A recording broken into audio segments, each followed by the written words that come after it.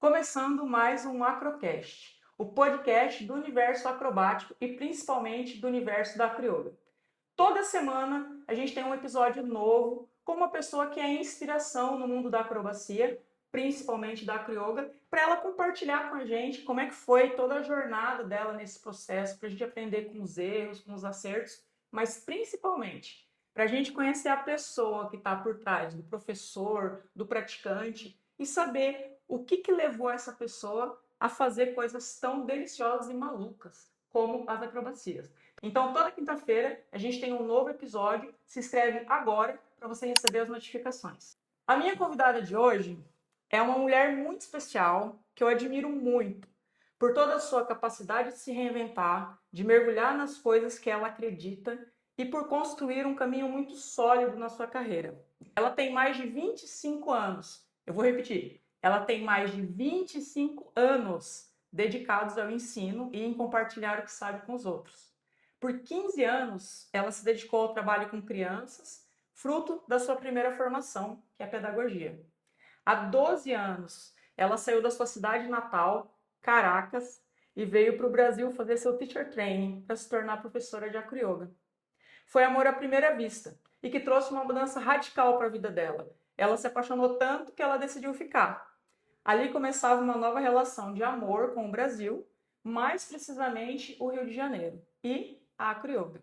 Ela é professora de yoga, acroyoga, produtora, empresária e terapeuta através da Thai Massage. Além disso, é uma pessoa extremamente divertida, detalhista, irreverente e muito acolhedora na sua abordagem. Além da formação em pedagogia, estudou psicanálise, o que fortaleceu ainda mais a sua capacidade de enxergar profundamente as pessoas e criar espaços seguros, para que cada um acesse seu crescimento pessoal por trás dos próprios desconfortos. A nossa convidada de hoje é a venezuelana mais brasileira que a nossa comunidade já viu. Dani Pimentel, também conhecida como Dani Cocada. Obrigado, Dani. É um prazer ter você aqui. Seja bem-vinda ao Acrocast. Aqui, como eu já falei para o pessoal, é um espaço para a gente conversar sobre a crioula, né? Eu queria criar um espaço onde a gente possa bater um papo e onde as pessoas também consigam ver um outro lado da Dani, né? Da Dani por trás da professora e também aprender com você nessa tua jornada. Então, muito obrigada por ter aceito o convite e por estar aqui com a gente, tá? Eu que agradeço. Para mim é uma honra estar nesse espaço e eu queria falar depois dessa introdução que a gente fica assim, tipo, caraca, é tudo isso mesmo? E é muito bom se olhar através dos olhos dos outros, que é uma coisa também que eu falo às vezes na minha bio, né? Que se enxergar sozinho às vezes é difícil. Então é muito bom também ter o olhar do outro e o acroyoga traz muito isso. Eu queria falar que a admiração é mútua e que eu, como sempre falo, tem sido um presente na minha vida, tanto profissional como pessoal, a tua chegada no Rio. Então, vamos que vamos fazer muita coisa linda e admiro muito, muito o teu trabalho, Gi, realmente. Obrigado, Dani. A proposta aqui é justamente essa, né? A gente trazer pessoas que sejam espelhos pra gente, né? Eu acho que é um pouco isso. Na Acro a gente tem muito disso, né? De encontrar os espelhos. Teve uma convidada que a gente falou bastante sobre isso, que isso é para as coisas boas e para as coisas ruins também, né? Exatamente. Então, se a gente souber olhar por essa ótica, ajuda bastante. Vamos lá, tá pronta? Pronto. Bora então. Dani, antes da gente começar, antes de eu seguir meu roteiro, me veio uma coisa aqui que eu tenho que te perguntar. Cara, por que Dani Cocada? Seu nome é Daniela Pimentel. Meu nome é Daniela E Pimentel. da onde que veio o Cocada? Gente, não é Dani Cocada, Cocada, tá? não. Muitas me falam Cocada, não, isso não é meu sobrenome, não. O Cocada vem da capoeira. E de fato, o meu primeiro contato com a cultura brasileira foi a capoeira. Eu conheci a capoeira quando eu estudava na faculdade. Eu estudava numa faculdade muito bonita de Caracas. E aí eu tinha que atravessar uma praça grande que tinha uma árvore gigante no meio para ir de uma aula a outra. E numa dessas vezes que eu estava nesse trajeto, eu vi um grupo de pessoas em círculo, meio dançando, pulando, com música, cantando, e eu, que é isso tão lindo? Eu preciso saber o que é isso! Aí eu cheguei perto, era uma roda, né, de capoeira. Aí eu esperei que parasse, aí identifiquei quem era o professor e cheguei. O que é isso que você está fazendo? E o professor era brasileiro. Ele, isso aqui é capoeira, a gente faz isso, acrobacia, dança, nananã. E eu quero fazer, eu preciso fazer. Eu sempre gostei de brincar, de me movimentar, de fazer macaquices, como eu falo. Então aí conheci a capoeira, comecei a praticar e meu nome de capoeira é Cocada, por causa de um tombo que eu tomei. Eu gosto de mentir e falar que é porque eu sou doce como uma cocada, mas não é a verdade. Foi um tombo que eu levei dentro de uma roda com um professor, ele me derrubou e eu caí e dei forte com o coco. A gente fala de coco, né? A cabeça a gente chama de coco também na Venezuela. E aí, Daí cocada. cocada. Fiquei cocada, Dani cocada. Dani cocada de um tombo, então. Deu um tombo Mas doce como um coco, gente. Tá? também. Também. Duas coisas. Que legal. Então, da primeira vez que a gente conversou sobre isso, né? Eu Aham. não lembro, acho que era um workshop, alguma coisa que a gente ia fazer junto. E aí você falou, Gi, o meu sobrenome é Pimentel. Aí eu, hã? Como assim? O Dani Cocada é o nome artístico, pessoal. Só para Boa, Instagram. boa, boa. E Dani, como que era a sua infância? Você já fazia acrobacia? Você já tinha alguma referência? Você era aquela criança espivitada? Ou você era uma criança mais tranquilinha, na sua? Como que era a Dani criança? De tranquila, eu nunca tive nada. Eu sempre fui uma criança que gostou de experimentar com o corpo, de escalar coisas móveis. E eu tinha muito contato com a natureza, né? Eu tive a sorte que a minha família tinha um sítio. Então, embora que eu morava na cidade, e dentro da cidade eu morava numa casa grande com jardim, a gente tinha um sítio e cada 15 dias a gente ia para o sítio. Então, tinha muita liberdade para correr na grama, no barro, na terra, andar de cavalo. Então eu sinto que se juntou uma coisa que eu trouxe, meio que inata, de gostar do movimento, de experimentar com o corpo, com essa grande variedade de possibilidades de fazer e de experimentar e de brincar. E além disso, eu tinha uma prima irmã da minha idade, que ela começou a fazer ginástica olímpica. E ela se desenvolveu muito dentro dessa disciplina, começou a competir, e eu era assim, tipo, caramba, eu quero fazer isso. Aí meus pais me escreveram, eu fiz ginástica olímpica por um tempo, alguns meses, depois na minha escola também. Então sempre, assim, a minha vida toda foi em volta do desfrute do movimento do corpo. Uma Uhum. coisa que eu trouxe, assim, nunca fui tranquila e sempre queria estar fazendo coisas, assim, experimentando coisas diferentes também. Aham. Sempre gostei de fazer muitas coisas diferentes, então é uma coisa que veio comigo. A Dani, criança, eu acho que era uma Dani sapeca mesmo, de Sapeca. brincar, de correr, eu subia nas árvores do sítio, subia lá no topo, e quando eu olhava para baixo eu ficava com medo de descer. E às vezes ficava horas aí, esperando que alguém fosse me buscar e me ajudar a descer.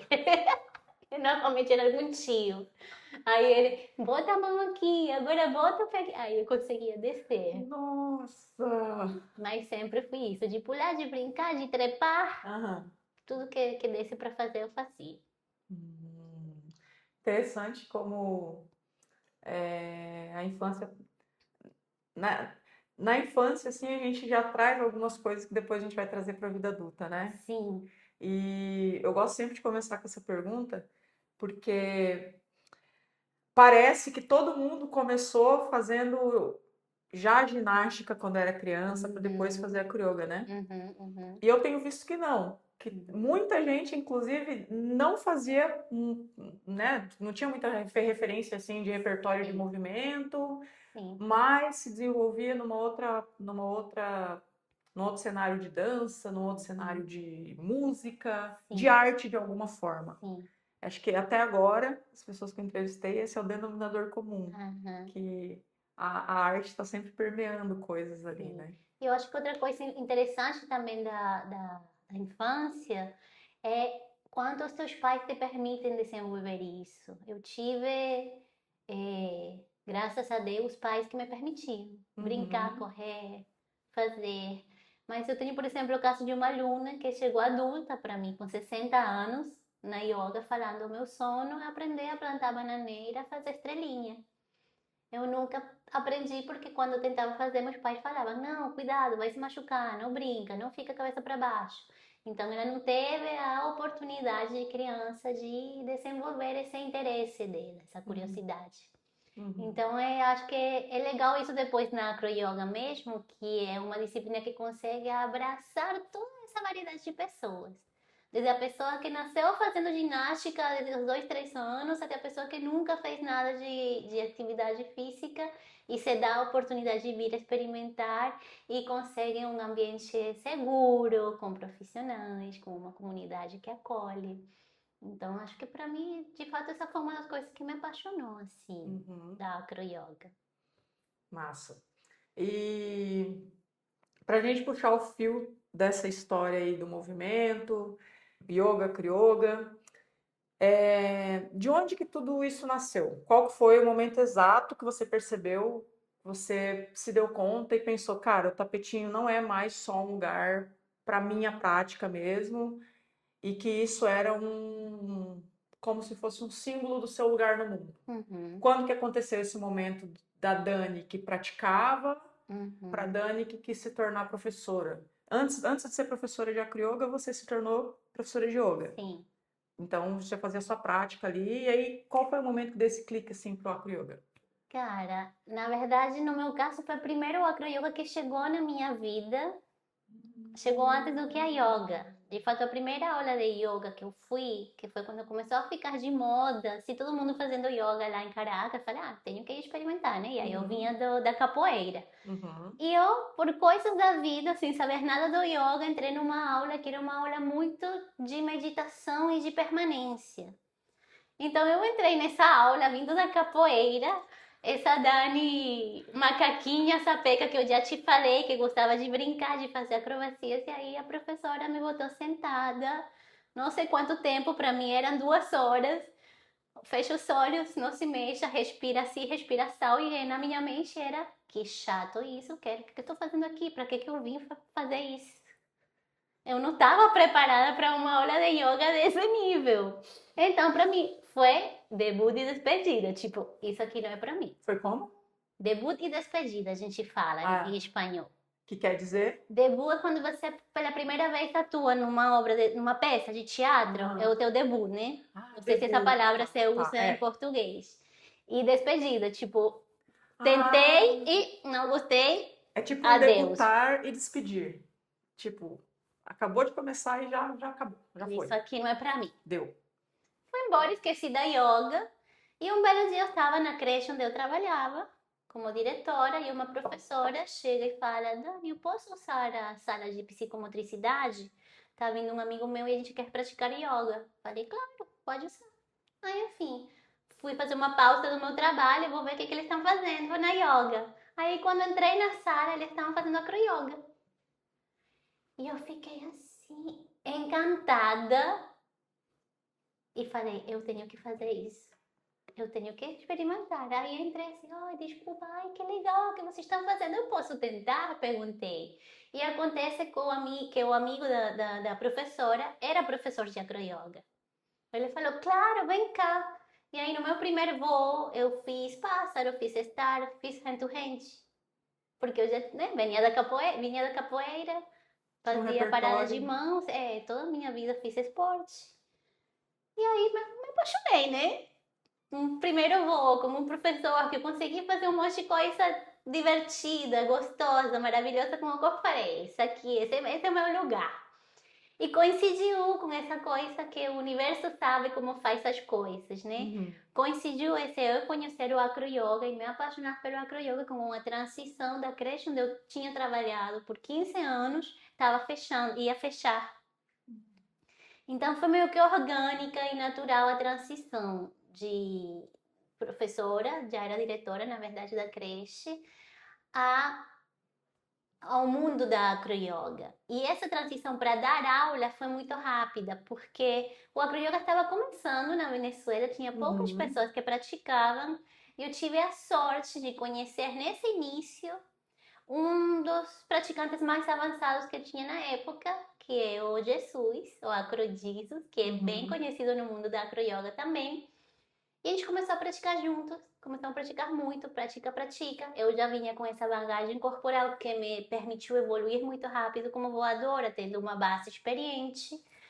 E as pessoas em volta começaram a querer aprender com a gente.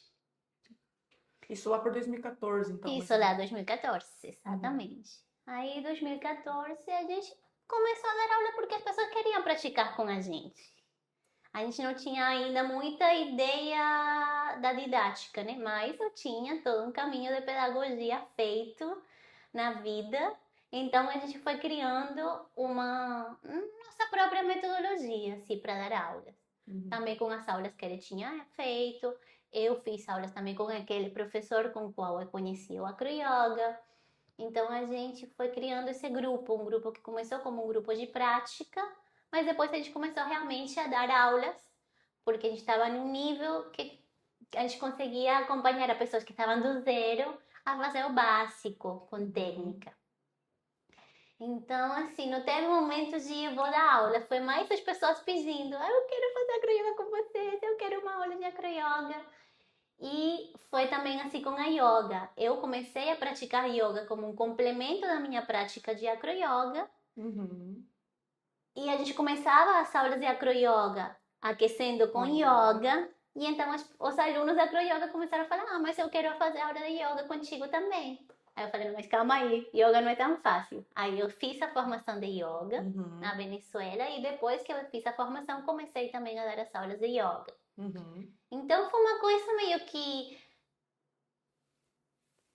o acro-yoga que me trouxe para ela, sabe? Não foi uma coisa de, deixa eu procurar. Foi uma coisa que foi acontecendo. Eu me apaixonei, eu comecei a praticar muito, a dedicar muito tempo e as pessoas começaram a pedir. E o caminho foi abrindo. E o caminho foi abrindo porque também o outro caminho estava se fechando.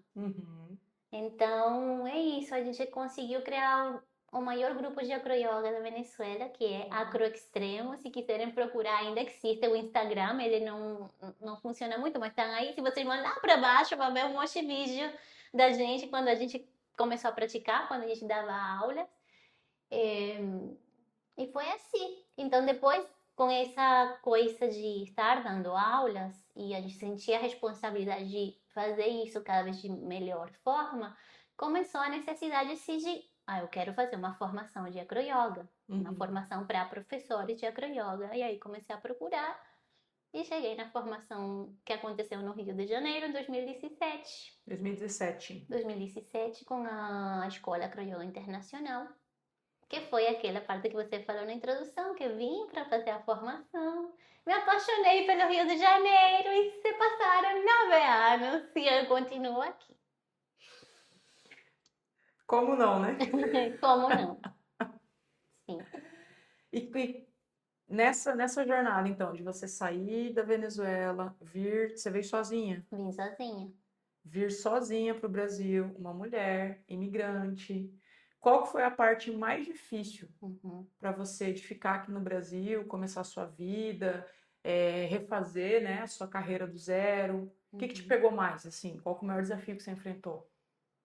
Cara, eu acho que o maior desafio sempre foi o financeiro mesmo. O acro-yoga tem uma coisa muito linda. Uma das melhores coisas do acro-yoga é que a maioria das pessoas que fazem acro-yoga e ficam na acro-yoga são pessoas boas.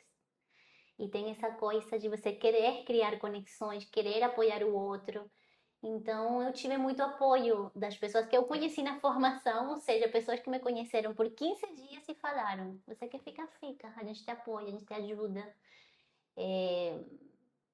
Então, essa foi a parte fácil. A parte difícil era ter ficado sem ter um planejamento de, eu estou indo para o Brasil para ficar. Então, eu fiquei com uma quantidade de recursos bem limitada. Então, eu fazia coisas para começar a dar aula, para recriar, começar do zero uma carreira, um nome no Rio. Eu pegava um saquinho com uma maçã, uns palitinhos de cenoura, e aí fazia primeiro um plano, assim, pegava o Google Maps E aí separava por zona. Ah, em Ipanema tem tais estúdios de yoga. No centro tem tais estúdios de yoga. Aí eu pagava uma passagem de metrô até o final do Leblon e Uhum. voltava andando, parando em cada um dos estúdios de yoga, me apresentando, falando que eu era professora de yoga, que estava chegando no Brasil, que estava disponível para dar aula.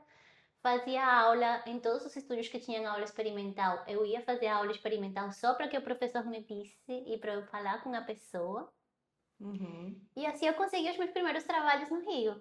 Comecei a dar aula num estúdio de yoga no centro, aqui na Uhum. Carioca, Olifant Yoga. Comecei a dar aula num estúdio de Pilates, a Equilibre. E dei algumas aulas num estúdio bem antigo do Rio, que fica no Leblon, Sarasvati, que eles tinham às sextas-feiras um espaço livre para que professores oferecessem workshops e aí eu dei umas 2 ou 3 aulas de acro-yoga nesse espaço. Que legal. E então foi assim que comecei, aí os alunos que vinham me conheciam, continuavam, chamavam outros alunos. Também o espaço Gunas de acro-yoga super me recebeu de braços abertos, eu dei muitas aulas. Quando o Uhum. professor Gustavo saía de férias, eu ficava dando as aulas. Então, isso me deu a oportunidade de que os alunos, as pessoas que já praticavam acro-yoga no Rio, me conhecessem como Uhum. professora, fizessem as minhas aulas. Então, desde o início, eu consegui estar muito incluída, assim, na movida de acro-yoga. Sempre que eu via que tinha uma jama, eu ia e me Uhum. apresentava, brincava com as pessoas, boava, fazia de base. Então, sinto que a parte financeira foi um grande desafio. E outro desafio que também foi grande foi que quando eu cheguei no Brasil, eu não tinha muita experiência como base. Porque eu comecei a minha prática de acroyoga como voadora, com uma Claro. base super experiente, super boa, super forte. Então eu não tive na Venezuela a necessidade de desenvolver muito a minha prática de base. Aí quando eu decido ficar no Rio e tenho que dar aula, o que eu tenho que fazer? Tem que vaciar. Então isso também foi um desafio, mas foi um desafio muito gostoso, sabe? Eu agradeço muito que ter que tido fazer de base mesmo. E Uhum. desenvolver também essa parte, porque é muito mais gostoso e muito mais rico ser um praticante híbrido que consegue fazer os dois papéis, que consegue se colocar e entender então melhor também o outro, que o outro precisa. E também é muito valioso para os alunos, né? Um professor que consegue te explicar como ser de base e como voar. Não todo mundo consegue fazer isso. Me sinto orgulhosa, humildemente, sem Uhum. querer ser arrogante, mas me sinto orgulhosa de poder Claro. oferecer isso. Então, esse foi um desafio, mas esse foi um desafio que se tornou uma coisa super positiva, assim, para mim e para os meus alunos.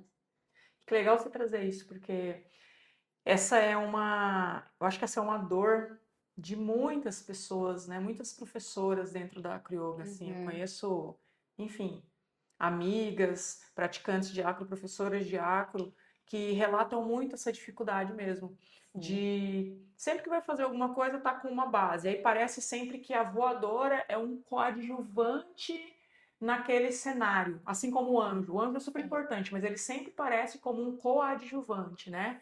E sim, aí eu já escuto bases que sempre falam, não, mas a gente tá ali no chão fazendo as coisas, quem tá brilhando lá em cima é sempre a voadora, que tá linda, nananã, nananã.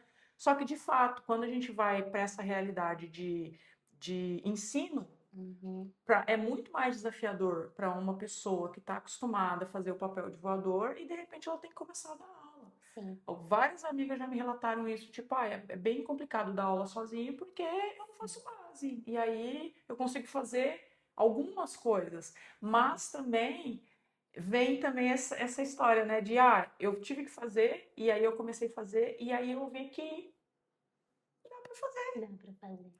Então, às vezes, assim, a própria pessoa tem na cabeça dela que não, eu sou voadora e não Sim, eu estou sim, voadora, né? sim, Que eu acho que quando a gente se torna um praticante híbrido,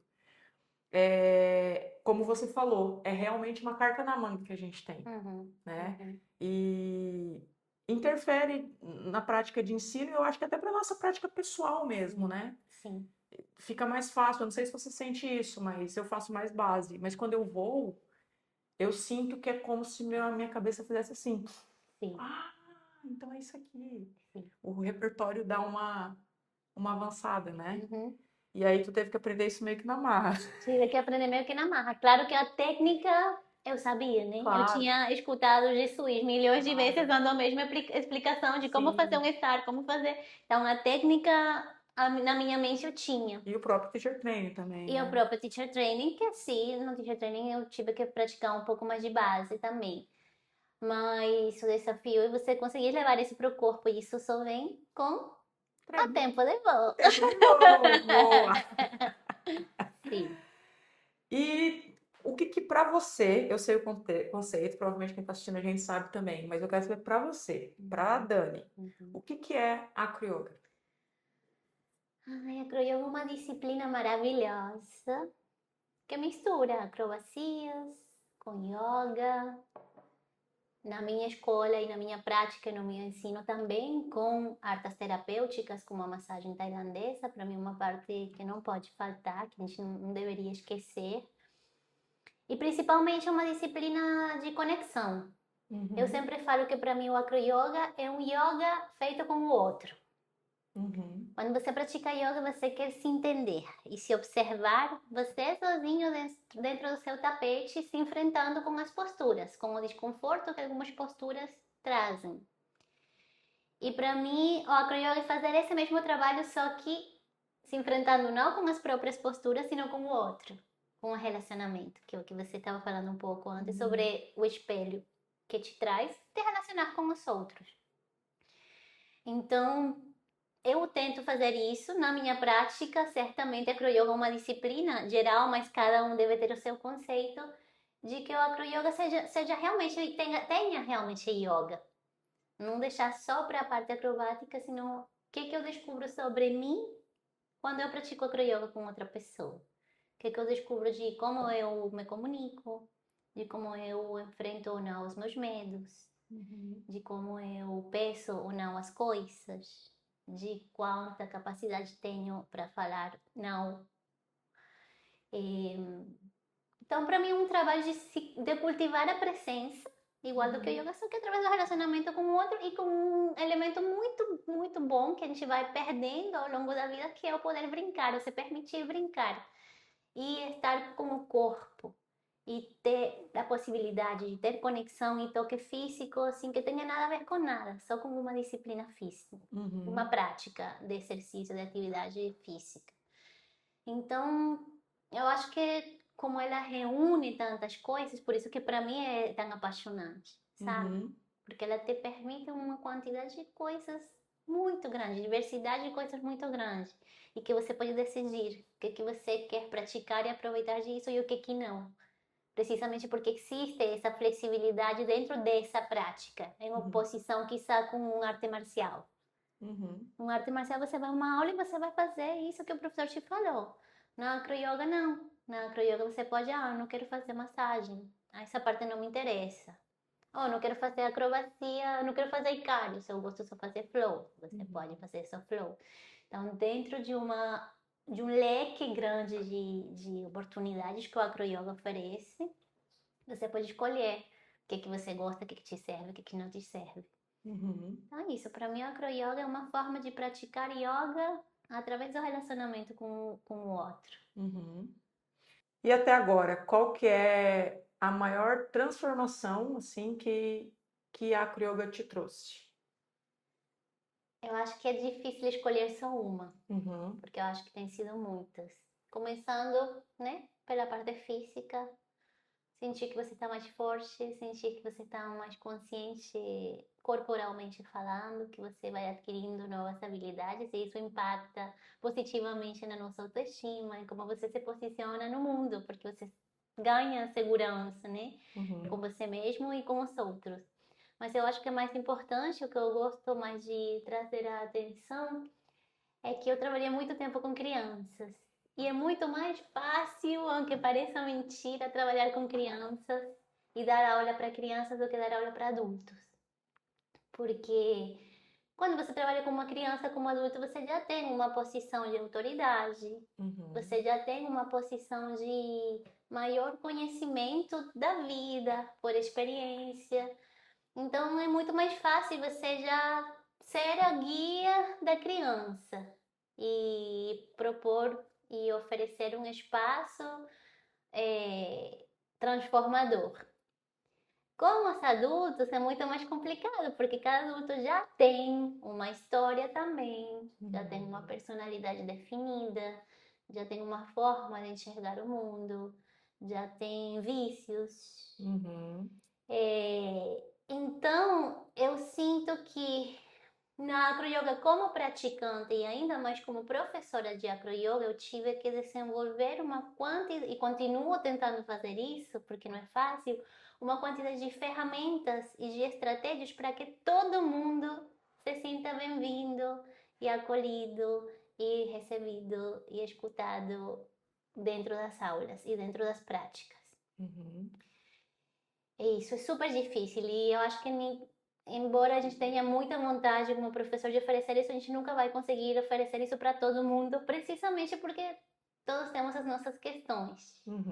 E também eu acho por isso interessante e importante ter diferentes professores, porque você vai se sentir bem com um, não vai se sentir bem com o outro, e aí tem outro que te falou dessa forma e o outro que te recebeu da outra.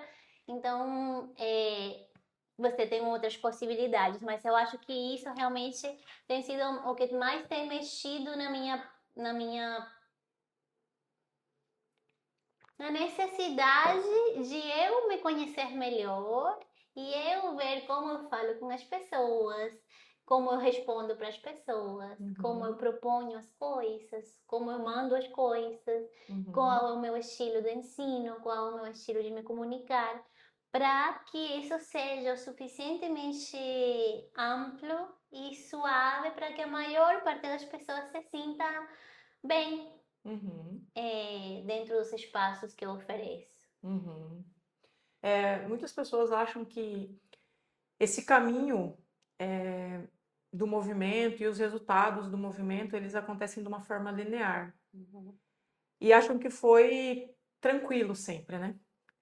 Qual foi o maior tapa na cara ou o maior aprendizado que a prática te deu e que te ajudou a ser quem você é hoje? No nível físico ou no geral? No geral. No geral. Também no físico, né? Porque, né, só contextualizando a pergunta, as pessoas quando elas olham, por exemplo, quando olham você voando, você tem algumas capacidades físicas que se destacam, você tem um arte muito marcado, você tem mais fluidez, então quando tá fazendo um flow, você sempre faz umas bonitezas com a mão, dararau, dararau. E quem olha de fora, por vezes, acha que isso é muito linear, que foi sempre assim, que, né, você sempre voou bonito desse jeito, ou sempre baseou muito estável desse jeito e tudo mais. Então, qual foi a maior dificuldade nesse sentido, mas também o maior tapa na cara no sentido de aprendizado mesmo que a prática te trouxe? Sim. Nesse desenvolvimento, nesse tempo que você está dentro dela, como pessoa. Sim. Na parte física, eu acho que cada um vem com qualidades que você trouxe desde que nasceu e que você desenvolveu na sua história e que te fazem aprender mais fácil ou mais difícil, com mais tempo ou com menos tempo, as habilidades físicas da acroyoga. Então é isso, eu vim com uma flexibilidade que nem todo mundo tem, mas que ela melhorou absurdamente. Eu não nasci com essa flexibilidade, eu não nasci botando o pé na cabeça. Não foi um alecrim dourado. E de fato, falando da circularidade ou da linearidade, ou ir para frente, ir para trás nesse processo, hoje eu não consigo botar o pé na cabeça, mas eu já consegui em algum momento da minha prática, quando eu praticava mais essa habilidade específica. E eu conseguia botar o pé na cabeça sem aquecer. Agora pode ser que eu bote na pé na cabeça, mas eu preciso fazer uma prática de pelo menos 2 horas até botar o pé na cabeça. Então, definitivamente, quem pensa que é linear e que você aprende sabendo zero e depois que você aprendeu o X, esse X fica para a vida toda, eu acho que essa é uma pessoa que não aprendeu coisas básicas da vida, né? Porque somos humanos. A dica. Somos humanos e os nossos processos são para frente, para trás, vai um pouquinho mais para frente, regrede um montão, e aí dependendo do empenho que você ponha no que você quer firmar na sua vida, até que isso realmente vira uma habilidade ou não. Eu acho que eu nunca na vida vou parar de fazer um pássaro, que é uma habilidade básica e que eu já fiz milhões de vezes. Mas se eu paro de praticar um icário que eu aprendi há 2 meses atrás, eu não vou conseguir fazer até que eu pratique de novo. E eu sinto que isso acontece também com o que eu estava falando antes, que para mim é mais importante, que são as qualidades humanas e de relacionamento. E para mim, o maior tapa na cara ter sido não ter conseguido acolher a todo mundo de uma forma que a pessoa queira ficar. Até que eu aprendi e entendi que é impossível. Então, eu acho que o tapa na cara, primeiro é que uma pessoa não queira vir mais nas aulas, que se sinta descontente. Para mim, isso é tipo... Uma Uau, ofensa quase. que horrível. Eu me sinto mal, não é uma ofensa, eu me sinto mal de, poxa, por que que eu não consegui acolher essa pessoa? O que eu poderia ter feito diferente? Como que eu poderia ter falado de outra forma? O que eu poderia ter feito? Mas depois você entendi um pouco também o que eu estava falando na anterior, que tem vezes que isso não está no meu controle. Que não importa como eu fizesse, como eu falasse, o que eu oferecesse, essa pessoa não ia conseguir ficar e não dependia de mim. Então, é um tapa na cara na coisa também da humildade do ego. Não depende de mim, então aí tem que soltar. Tem que soltar e aceitar também que a gente tem, sim, claro, os nossos efeitos, as nossas limitações, mas quando você tem certeza que o que você quer do fundo do coração é acolher e a outra pessoa decide não ficar, falando agora dos meus estudos do psicanálise, eu tive uma terapeuta que estudei com ela por muito tempo e ela falava: as pessoas são como um terreno, são uma terrinha. Tem terrenos onde você planta uma semente e essa semente vai conseguir se desenvolver. Se você botar um pouquinho de água e ela tem um pouquinho de sol, vai nascer uma plantinha. Tem outro terreno onde você bota a mesma semente, a mesma luz e a mesma água e a semente não vai nascer, não vai brotar. Então não depende do que está fora, depende do que está na semente. Então são aprendizados que a gente chega com todas essas experiências que a gente tem. Então eu acho que é isso, tem sido um processo de aprendizado para mim, de aceitar que eu não vou conseguir mesmo acolher todo mundo e de soltar. E é isso, está tudo bem, eu fiz meu máximo e a vida funciona dessa forma, né? Então eu acho lindo a gente levar a prática além do físico e ir nessa profundeza dos relacionamentos e a gente como professor de fazer a nossa parte, mas também ficar em paz quando não funciona, vamos dizer assim. Já que você falou dos estudos das psicanálises, é interessante porque tu vem da pedagogia, aí tu cai na capoeira, acroyoga e yoga, e agora é psicanálise, né? E como é que foi essa busca da psicanálise, ou como que a psicanálise vem somar para você, e como que você consegue, tendo todo esse rapport, como que você consegue integrar ela no seu dia a dia, nas suas aulas, na sua prática e tudo mais? Você acha que ela é uma ferramenta que vai trazer um diferencial para você nas aulas, ou você buscou mais para uma questão mais pessoal mesmo?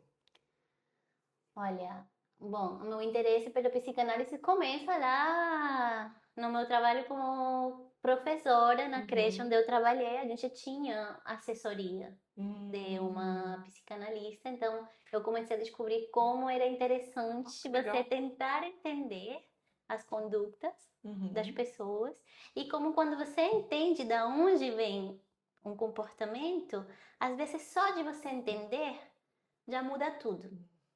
A gente tinha uma criança que tinha um comportamento que a gente estava ali não sabendo lidar. A gente tinha sessão de estudo com a psicanalista, a gente levava o caso da criança e a doutora falava: não, me parece que pode estar acontecendo isso e isso. E isso já mudava o entendimento da professora, a abordagem da professora e por consequência, mudava também o comportamento da criança. Então, a gente conseguia oferecer um espaço mais acolhedor para o que essa criança estava passando nesse momento, e isso gerava um impacto positivo na vida da criança e no funcionar da sala de aula. Uhum. Então, esse é um interesse que eu tenho há muito tempo. E esses conhecimentos que eu fui desenvolvendo e que agora estão ficando mais fortes, né, com o próprio trabalho analítico pessoal e com a formação que, se Deus quiser, ano que vem devo começar, a minha ideia é primeiro complementar, ter realmente uma profissão, uma carreira nova, alternativa, porque eu tenho que confessar que, embora a gente tenha exemplos lindos e maravilhosos de professores super longevos que estão há muitos anos dando aula e continuam dando aulas, se foi a minha preocupação em algum momento. E se meu corpo não me permite em algum momento dar mais aulas de acroyoga, que eu como faço? que eu vou comer? O que eu faço? Mas é um excelente argumento, completamente válido, né? Sim. Então, primeiro nasceu esse interesse como ter uma outra alternativa, realmente, de gerar uma renda de uma coisa que também me apaixonou desde muito cedo na minha vida. Mas agora eu vejo mais como um complemento, que realmente pode vir a auxiliar e enriquecer mais a minha prática. A minha prática como praticante, com colegas, com outras pessoas, e a minha prática como professora. Porque é isso, né? Psicanálise é escutar, dar um espaço para que o outro também, ele mesmo se escute, consiga se escutar. E é isso que a gente procura também numa prática de acroyoga, que você me escuta, que eu te escute, que quando você fala, você se escute também, quando está me falando, como você me falou. Então, para mim, tem tudo a ver. As duas disciplinas, então, eu sinto que é uma coisa que só vai vir para somar, assim, para complementar. E já veremos, não sei se em algum momento eu vou ter uma clínica e atender pessoas realmente só como uma psicanalista, quem sabe, por que não? Super me vejo fazendo isso, mas relacionado com o acroyoga bem como um complemento, assim, que eu acho que tem tudo a ver e que só vai somar. Atendendo, inclusive, o pessoal da acroyoga, porque tem muita gente que está precisando se ouvir, né? Todos nós precisamos se ouvir. Então, também, mais um canal. Sim. Eu sempre falo que são ferramentas. Isso. E eu tinha uma aluna muito querida que ela sempre falava: a acroyoga é a minha terapia. E de fato não é uma terapia, mas é terapêutico. Você vai para fazer uma prática de acroyoga, você não vai ter tempo, enquanto você está voando, de pensar no pepino do trabalho, no filho que está em casa esperando tal coisa, no relacionamento. Não vai ter tempo de pensar nos problemas. Então, é uma hora e meia que você está numa aula, numa prática onde você está presente. E além de presente com o seu corpo. Então, realmente tem um efeito terapêutico, mas não é a mesma coisa do que ir para sua terapia, para se escutar como um profissional que está aí para isso. Boa. Bom, você falou bastante de comunicação até agora e a gente sabe que na Acro a gente desenvolve bastante isso. E eu tenho uma curiosidade. Você hoje é uma ponte aqui no Rio para muitas pessoas virem para o Brasil, virem para o Rio, mas você funciona como essa ponte, né? Às vezes as pessoas querem vir e falam com você, às vezes você convida as pessoas para virem e tudo mais, mas ao mesmo tempo você é uma pessoa que trabalha sozinha. Então, na maior parte do seu tempo você trabalha sozinha, mas também nessa parte de produção, de trazer as pessoas, você está sempre envolvida com gente, sempre, né, dando um jeito de resolver as coisas. E aí eu queria saber para você, como que você se organiza e como que você lida com essas funções opostas, né? A Dani, que está acostumada a trabalhar sozinha, dar aula sozinha, gerencia e coordena o solar, e de repente a Dani, que é aquela pessoa que está recebendo, servindo e conectando. Como que é para você? Quais são os desafios de ambas as funções? O que você prefere? Você prefere trabalhar sozinha? Você prefere trabalhar... E seja sincera, eu fiz essa pergunta para uma pessoa e ela falou assim: os dois são ótimos. Eu falei, mas tem um que você prefere. Ela falou, tem. Então é isso. Você perguntou como você se organiza. Uhum. E o que veio na minha mente foi, não sei. Eu, nesse sentido, eu não sou a pessoa mais organizada do mundo. Tipo, eu tenho uma colega, professora e também produtora de eventos, que ela planeja o semestre do ano seguinte com mais de 6 meses de antelação. Então, ela já sabe qual retiro vai ter nos próximos 6 meses de 2027. Eu ainda não consigo. Eu acho maravilhoso, mas eu não consigo. Então eu vou go with the flow. Eu vou e vai surgindo e eu vou fazer. Dale, vamos fazer. A minha palavra é sim. Ok. Então eu acho que as coisas acontecem porque eu faço. Uhum. Mas sempre que alguém fala, porque a maioria das vezes é alguém que manda mensagem, Dani, quero ir para dar aula no Rio. Eu falo, vem.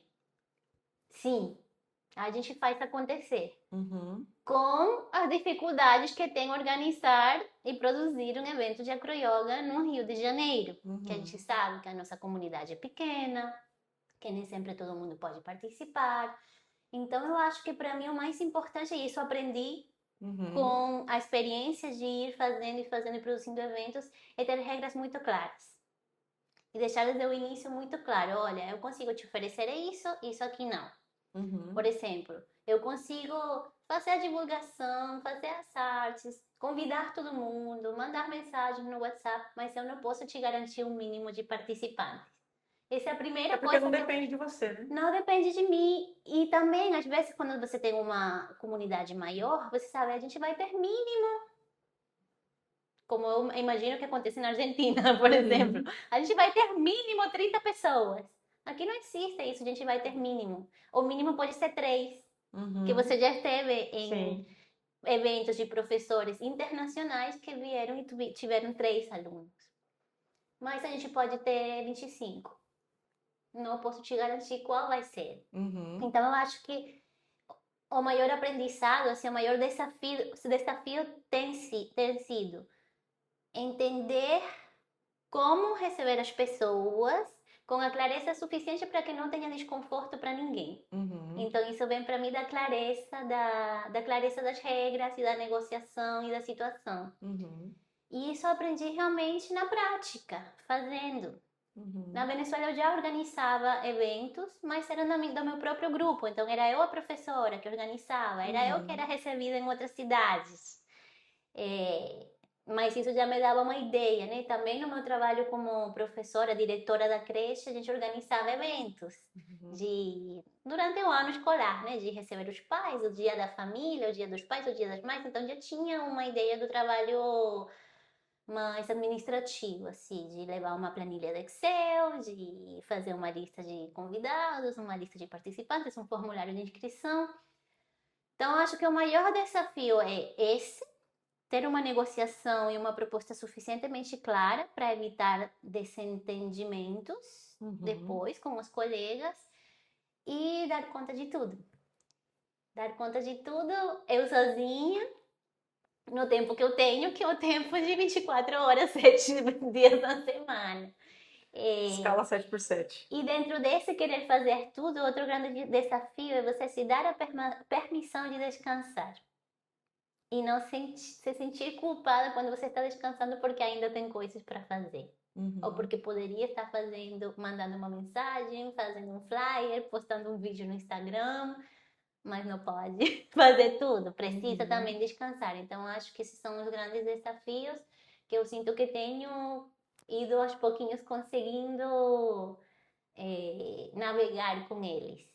Mas realmente, assim, tudo é um desafio. Quando você faz tudo sozinha, numa cidade que não é a tua cidade, já virou, mas enfim, continua sendo um país que não é o teu país, onde você não tem uma rede de apoio de realmente uma família. Que você vai criando uma família que são os amigos, mas é tudo isso, é tudo um trabalho para chegar lá. É um peso diferente. É um peso diferente. Então, tudo é um desafio, mas eu acho que é isso que também a yoga te prepara para isso, né? O yoga é entrar no tapetinho, se colocar em situações desconfortáveis para você acompanhar os desconfortos que a vida vai te trazer. Bom, não precisa dizer nomes, não trabalhamos com nomes aqui, embora gostaríamos, mas né, é um podcast sério, não é um podcast de fofoca, nem um podcast de intrigas, mas trabalhando com pessoas, pessoas são pessoas. Já teve alguém que quis vir para cá e você não quis, tipo, essa pessoa, e aí você de alguma forma disse um não, ou você evitou? Já teve alguma situação assim? Olha, eu acho que eu esteja me lembrando, não. Já Aham, aconteceu que pessoas que, por exemplo, quiseram vir e aconteceu alguma coisa e não conseguiu vir. aham, Aconteceram esse tipo de coisas. Mas me aconteceu faz pouco tempo que uma pessoa que eu não conheço uhum, mandou mensagem se apresentando e falando que havia para dar um curso de X coisa, que se eu podia ajudar a divulgar. uhum, E eu me senti estranho, sabe? Porque uma pessoa que eu não conheço me pedindo para eu divulgar sem oferecer nada em troca, se perguntar se eu faço esse trabalho. Então me senti como que, não sei, porque não conheço a pessoa, não sei se era a intenção, mas me senti como se ele quisesse tirar vantagem de todo o tempo que eu tenho trabalhando no Rio de Janeiro gente, e a imagem que eu tenho e o alcance que eu tenho na comunidade. Então, então eu explicitei, olha, posso fazer trabalho, mas com alguma coisa em troca, de que é o curso, não sei o quê. Aí a pessoa entendeu, né, que não era uhum. uma coisa que eu estaria disposta a fazer de graça. E aí fez uma contraproposta, mas eu já tinha ficado meio sem vontade por causa de como foi a abordagem inicial. Então é um assunto que estou empurrando com a barriga mesmo. Mas um professor, alguém falando, quero dar aula no Rio e que eu não quisesse receber, pelo menos não estou lembrando agora. Acho que Aham. não. Acho que não. Eu pergunto porque, enfim, deve ser muita gente, né? Hum, E pra gente que olha de fora, né? Parece que sempre é tudo muito legal, que dá tudo aham, muito certo, sim, etc e tal. sim. E eu acredito que não deve ser assim, É. né? O Nos que acontece às bastidores. vezes é que me manda mensagem uma pessoa que eu não conheço, mas Uhum, então aí eu começo a perguntar para todo mundo do país, que apesar do Chile, da Argentina, aí mando mensagem para os contar, uhum, você conhece fulaninho? Ah, é o trabalho dessa pessoa é legal? Está querendo vir? Você acha que dá para trabalhar bem com essa pessoa? Então uhum, eu tento ter esse cuidado quando é uma pessoa que eu não conheço ou que eu não tenho ou que eu conheço, mas sei quem é a pessoa, mas não conheço o trabalho da pessoa. uhum, Então eu tento se procurar referências, porque afinal eu sei que muitas vezes as pessoas vêm para os eventos porque sou eu que estou falando, essa pessoa é legal, vem fazer uhum, aula com fulaninho. Então a pessoa sente uma confiança de, vai valer a pena. uhum, Então eu tento ter esse cuidado quando é alguém que ainda não conheço. uhum, Mas até agora não tem me acontecido isso. Mas tem pessoas que eu não gostaria de receber, que provavelmente se me mandassem mensagem eu ia falar, poxa, não, fala com outra pessoa, tem outras pessoas que poderiam te receber no Rio. uhum, Porque realmente eu acho que a gente tem que apoiar o trabalho das pessoas que a gente acha que tem um trabalho sério, que tem um trabalho respeitoso, que tem um trabalho profissional. E eu vejo pessoas que não têm esse trabalho na acroyoga, ou que pelo menos não se alinham, não se alinham com os meus valores de uhum, trabalho. Então, não apoiaria o trabalho desse tipo de pessoas. uhum. E tá tudo bem, né? A pessoa tem uma outra linha de trabalho e tudo mais. Eu acho que é questão de realmente você ser honesta com você mesmo antes de qualquer Sim. coisa, né? Assim como eu acho que pode ter algumas pessoas que falariam, eu não trabalharia com a Dani por X, Y, Z. E Uhum, tá tudo bem. uhum, Acho que a gente tem que se sentir confortável e fazer as coisas realmente de coração. E uhum, esse é o trabalho que se reflete depois no evento, na uhum. aula. Beleza. Se você pudesse resolver um problema social com a acroyoga, qual seria? A inclusão. A inclusão? Eu acho que eu faria isso desde criança. Por isso que eu estudei pedagogia também, né? Eu estudei Uhum, educação inicial, na verdade, bem especificamente, mais do que uhum, pedagogia. Porque eu sempre tive essa ideia de que a educação é a base da sociedade. E que se a gente quer fazer uma mudança, a gente tem que começar a fazer essa mudança pela educação, e preferivelmente pelos mais pequenininhos, que não têm ainda preconceitos e essa ideia de discriminar, enfim, de rejeitar outro porque é diferente de mim. Então eu acho que a gente acabando com esse problema social, tudo seria muito mais fácil. Tudo seria muito mais fácil. Eu acho que, não sei se estou viajando muito, mas eu acho que inclusive a pobreza poderia se reduzir se tivéssemos mais inclusão. Se todo mundo tivesse as mesmas oportunidades, entre aspas, porque não sei se isso é realmente possível, mas o mais próximo a isso. E não que algumas pessoas tenham menos oportunidades por isso, porque têm menos recursos, ou porque têm certa cor de pele, ou porque têm certa preferência sexual, X, Y, Z. Então, acho que... E sinto que a acroyoga seria uma ferramenta perfeita para isso. Pra gente... E o que a gente procura na nossa prática do dia, né? Incluir todo mundo. Todo mundo que chega numa jam, temos jams de acroyoga todos os domingos na Terra do Flamengo. Jam é uma prática livre de acroyoga, de graça, é só se juntar com outras pessoas para praticar. Sempre que chega uma pessoa, essa pessoa vai ser bem recebida. E a única forma que essa pessoa, em algum momento, não seja mais recebida é porque essa pessoa fez alguma coisa muito grave. Feriu algum valor muito importante para a comunidade. Faltou respeito, encostou onde não tinha que encostar. Então, quando você vai para uma comunidade de acroyoga, você vê a diversidade que há. Porque são pessoas que querem vir para praticar, para brincar, para estar junto, para compartilhar.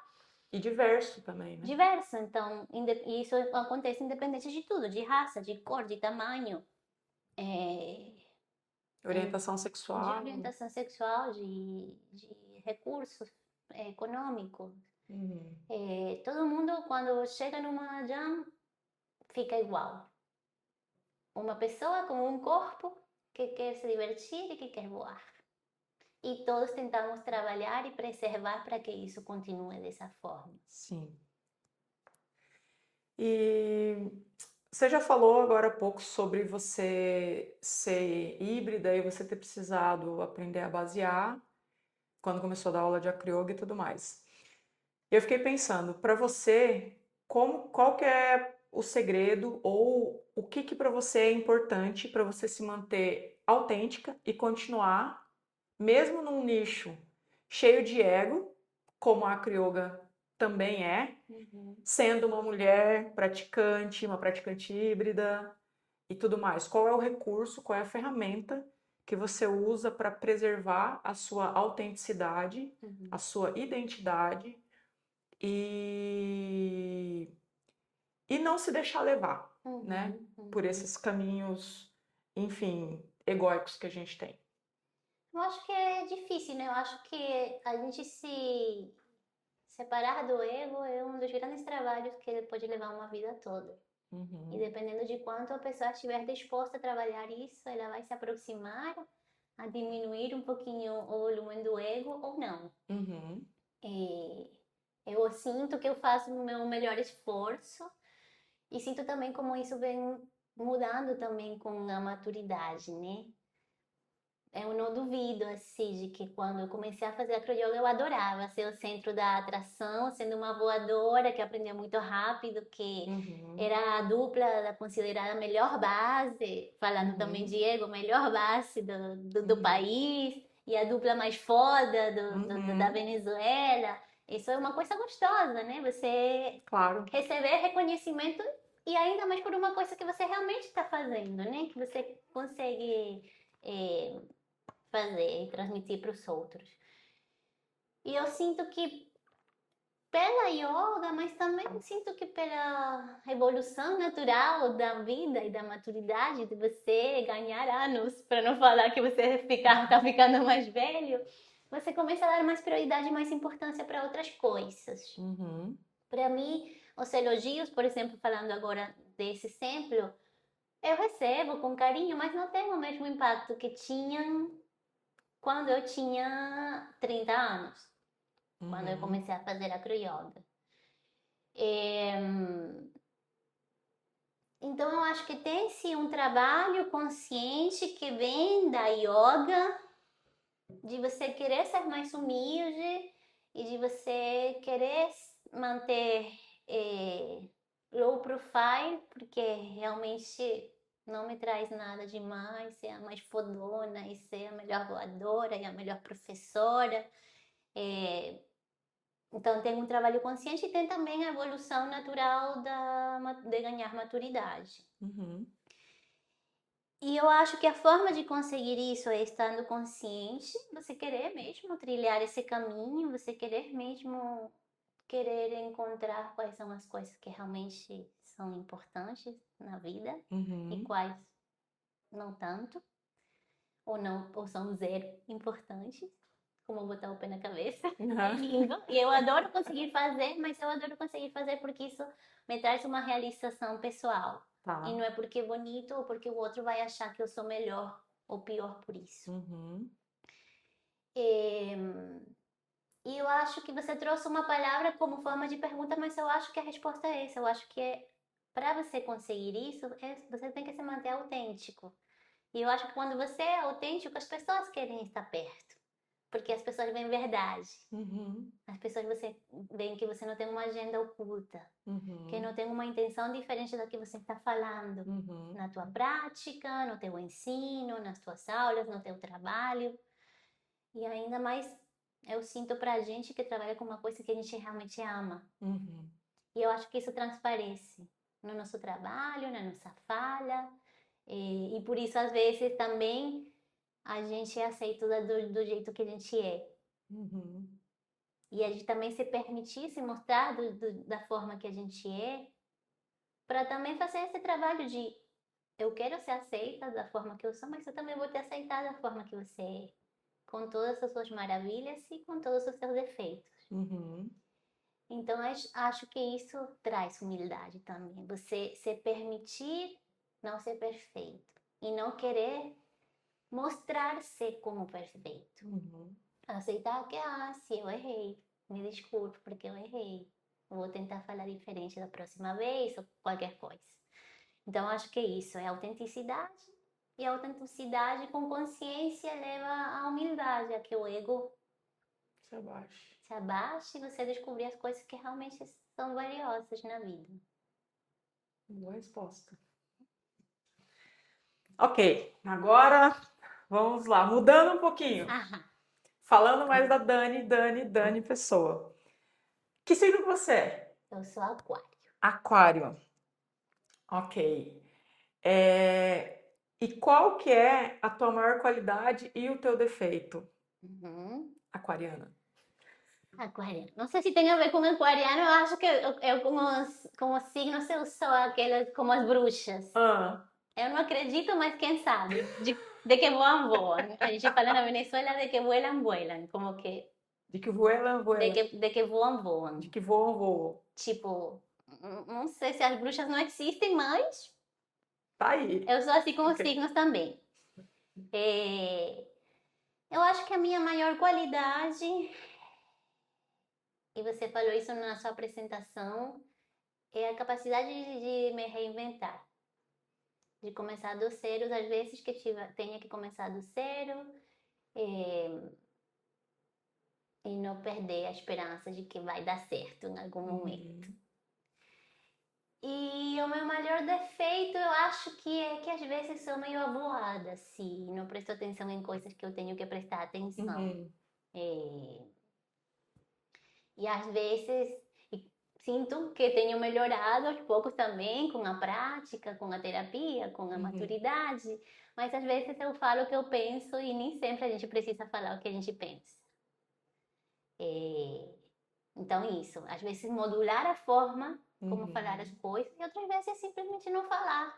Eu pensei, eu posso achar que eu estou certíssima, mas nem sempre preciso falar. Então, eu acho que esse é um defeito que eu tenho, que eu estou consciente dele e que eu tento trabalhar ele para melhorar, para domar esse meu... O aquário tem essa coisa de ser muito autêntico e muito livre. E eu sinto que a fala é uma forma também de a gente expressar a nossa liberdade, né? E a nossa autenticidade. Então, às vezes é difícil. Segurar. Isso aqui não vai ser bom falar. Não fala isso. Ou não é para todo mundo que você pode falar isso. Então, acho que é isso.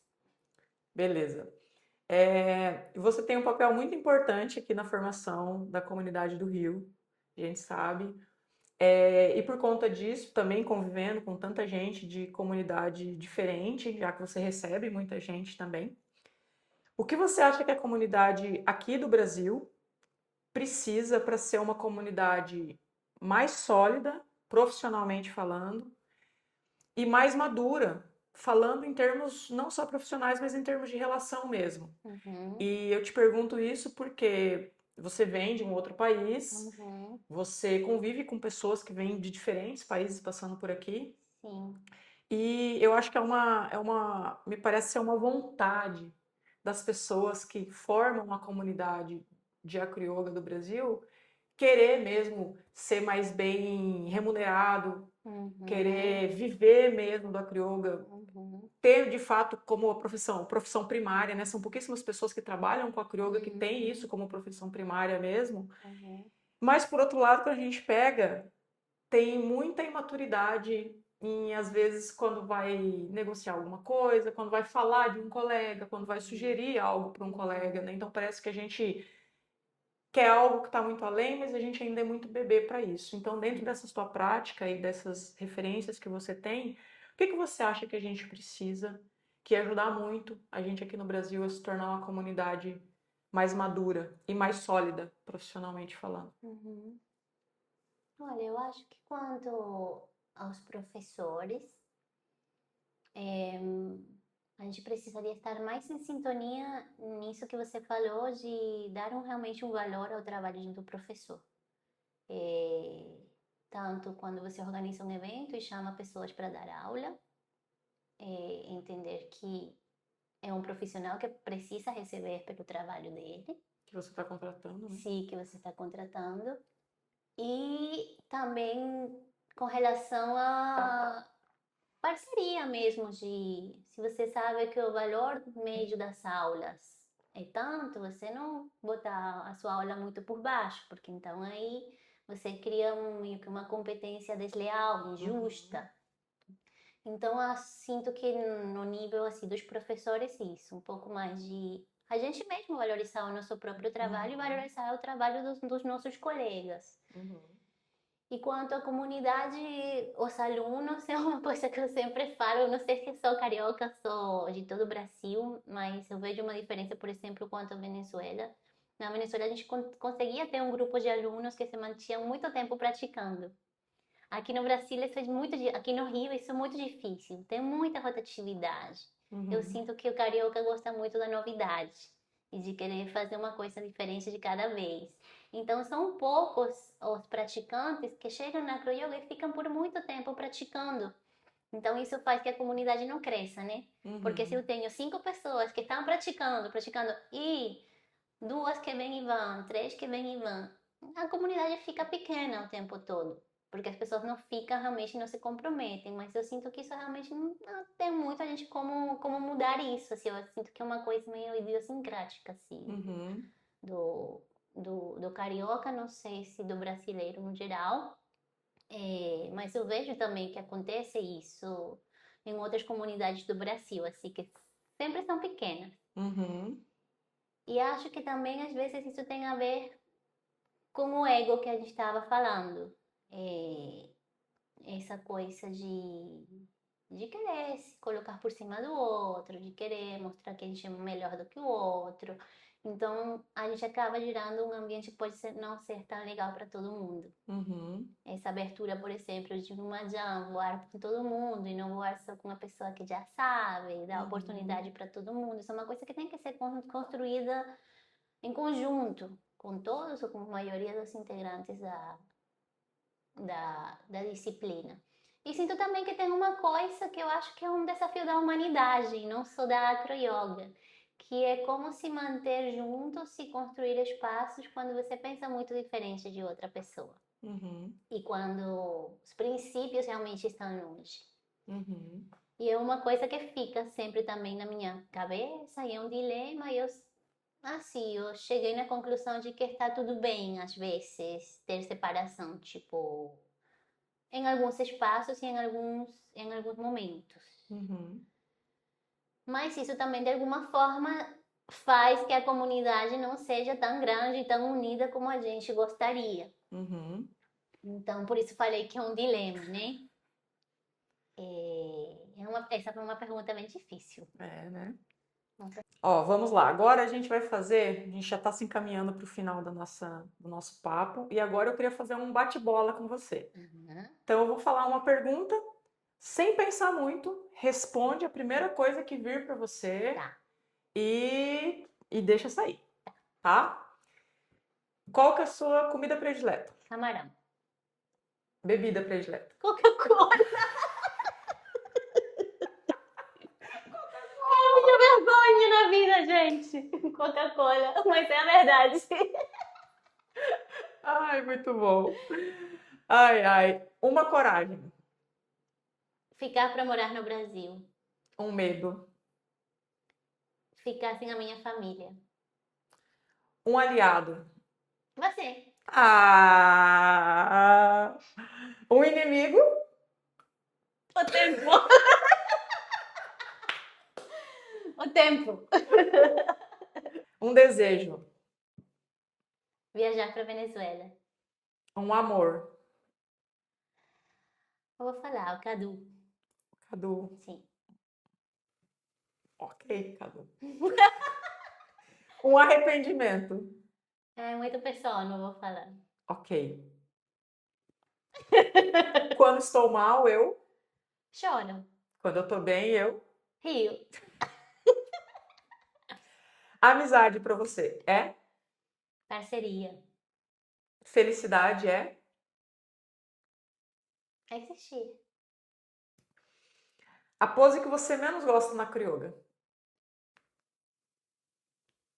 Não consigo pensar nenhuma. Então me manda fazer, eu vou fazer. Não, Desafio. não surgiu ainda. Não. E qual que é a sua pose favorita na crioga? O bolo. Bom. Um desejo. Me tornar psicanalista. Dani por Dani, pra gente encerrar. Explosividade. Exclusividade. Muito bom. Dani, muito obrigado pelo seu tempo, tá? Pela sua verdade, por compartilhar essa energia com a gente. E agora, onde que o pessoal pode te encontrar? Quais são os seus próximos passos? Compartilhe um pouco do seu trabalho. A câmera e o público é teu. Bom, para me encontrar é só ir no meu Instagram, Dani Cocada, que já sabem de onde que vem o Dani Cocada, então vão lembrar fácil. O Instagram do estúdio é Solar Estúdio RJ. Ou no Instagram da Gi mesmo, que a gente tem um monte de vídeo junto e a gente vai continuar fazendo, então pode me encontrar lá também. E agora vem o mês de agosto, que é o mês aniversário do Solar, então a gente sempre tem coisas muito legais acontecendo, festa, aulas, descontos. A gente quer a casinha cheia para celebrar o aniversário do Solar. Obrigado, Dani. Obrigada, Gi. Obrigado por ter aceito o convite, obrigado por ter Uma honra. compartilhado com a gente, obrigado por esse tempo que a gente pôde compartilhar um pouquinho da sua história, aprender um pouquinho com você.